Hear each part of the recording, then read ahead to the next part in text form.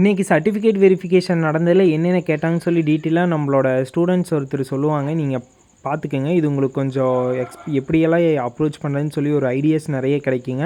அவங்க சொல்லுவாங்க, ஃபாலோ பண்ணுங்கள். ஃபஸ்ட்டு மார்னிங் பேட்ச் எனக்கு வந்து 9 மணிக்கு, அதுக்கப்புறம் இன்னும் 11 மணிக்கு பேட்ச் இது பண்ணியிருந்தாங்க.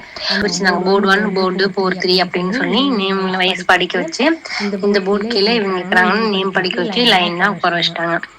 அதுக்கப்புறம் ஒவ்வொருத்தராக கூப்பிட்டுருந்தாங்க.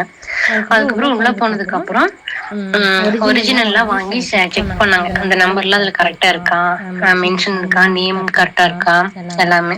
அதுக்கப்புறம் சைக்கிள் ஓட்ட தெரியுமான்னு கேட்டாங்க. ஓட்ட தெரியும்னா அதுக்கு ஒரு ஃபார்ம் கொடுத்தாங்க. அதில் வந்து நேமு, ரெஜிஸ்டர் நம்பரு, அட்ரஸ்லாம் போட்டு நம்ம சிக்னேச்சர் கொடுக்கணும். ஆமாம் எனக்கு சைக்கிள் ஓட்ட தெரியும் அப்படின்னு நம்ம சிக்னேச்சர் கொடுக்கணும்.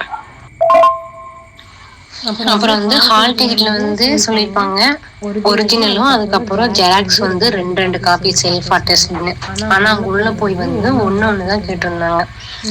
நிறைய பேர் டிகிரி முடிச்சவங்களா செம்முடைய மார்க் ஷீட்லாம் வந்து ஜெராக்ஸ் வச்சுட்டு போயிருப்பாங்க. ஆனா அதெல்லாம் ஒண்ணுமே கேட்கல. அதே மாதிரி 11th மார்க் ஷீட்டும் அவங்க கேட்கல. அதுக்கப்புறம் டிகிரி சர்டிபிகேட் கேட்டாங்க. கன்சல்டேட் கேட்கல, ப்ரொவிஷனல் எதுவுமே கேட்கல. டிசி கேட்டிருந்தாங்க. பர்த் சர்டிபிகேட்ல டேட் செக் பண்ணாங்க. அதுக்கப்புறம் ஆதார் இல்லைன்னா பேன். ஆதார் இல்லைன்னா தான் பேன் கார்டு செக் பண்ணாங்க. ஆனா ஒரு சிலருக்கு வந்து பேன் கார்டு வந்து செக் பண்ணாங்க.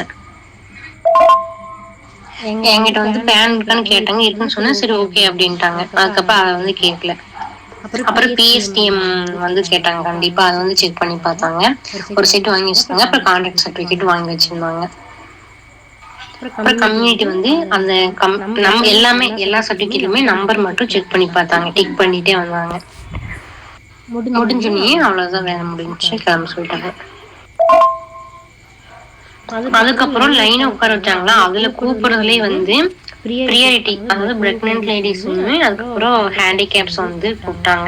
அவங்களுக்கு வந்து முன்னுரிமை இது கொடுத்து ஃபர்ஸ்ட் அவங்களுக்கு சர்டிஃபிகேட் வெரிஃபிகேஷன் பண்ண கொடுத்துட்டாங்க. வேற அவ்வளோதான்.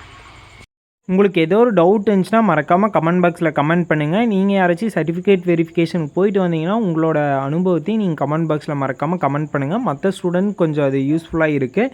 மறக்காமல் கமெண்ட் பண்ணுங்கள். எனி டவுட் இருந்தாலே கமெண்ட் பண்ணுங்கள். Thank you guys. Thank you for love and சப்போர்ட்டுங்க.